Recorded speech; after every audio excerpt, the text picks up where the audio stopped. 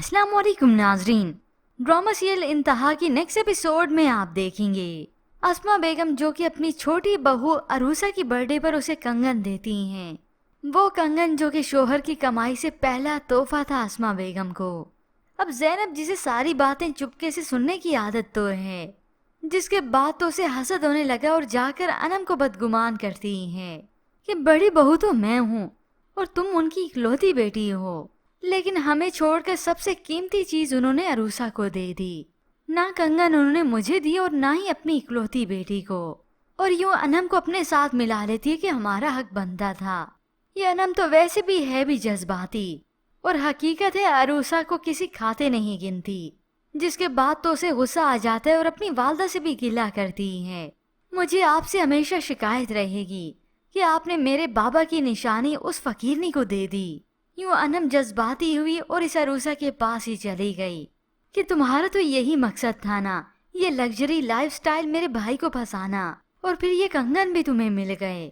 असल में तो ये अनम अब अपने अरमान निकाल रही है, क्योंकि उसे अपना शोहर जो ऐसा मिला, ना चाहते हुए भी उसे अरमान लगता है कि मैं यहाँ इस घर की बेटी थी, मैं किन हालात में रह रही हूँ, और ये अरूसा किन हालात से आई थी और यहाँ पर आकर राज कर रही है।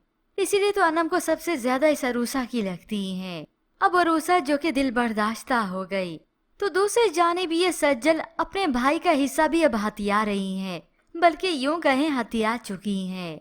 माँ का हिस्सा तो ले ही चुकी है, जिसके बाद तो ये अपनी माँ को अपने ट्रैक पे ही चला रही है कि उसका छोटा भाई ये अहमद तो ना समझ है और ऐसे नहीं संभाल पाएगा, और इसे भटकने से बचाने के लिए इससे वापस लेनी पड़ेगी। ये माँ भी उसकी हाँ में हाँ मिला देती है।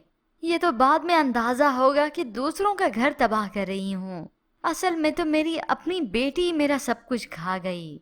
उधर जैनब जिसने नवीद के सामने उसकी वालदा की अच्छाई को अच्छाई नहीं बल्कि एक प्लानिंग जाहिर करवाई कि असद को ये पेमेंट करनी थी, इसलिए अनम और आपको पैसे दिए, जिसकी वजह से गुस्से में आकर ये नवीद अपनी माँ का दिया हुआ ये चेक उन्हें वापस कर देता है।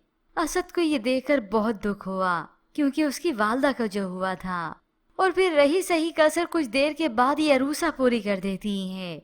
असद के सामने ही उसकी वालदा के दिए हुए कंगन उतार के उन्हें वापस दे देती है कि ये मैं नहीं रख सकती। ये सुनकर और देखकर तो अस्मा बेगम की आंखें भर आती हैं, और सामने खड़े नवीद और जैनब ने ये देखा, वो तो खुश हो गए कि हम तो चाहते ही यही थे।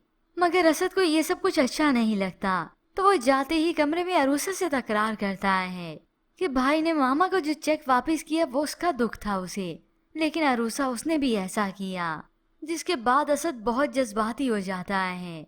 वो घर से तो चला गया, मगर इधर नौशीन को अरूसा को भड़काने का मौका मिल गया कि ये असमन अपने बेटे को अपने हाथ में करना चाहती है, और ये अस्मा बेगम की चाल है तुम्हें असद से दूर करने के लिए और खुद अच्छा बनने के लिए। माँ को तो तुम खो ही चुकी हो, अब क्या तुमने असद को भी खोना है।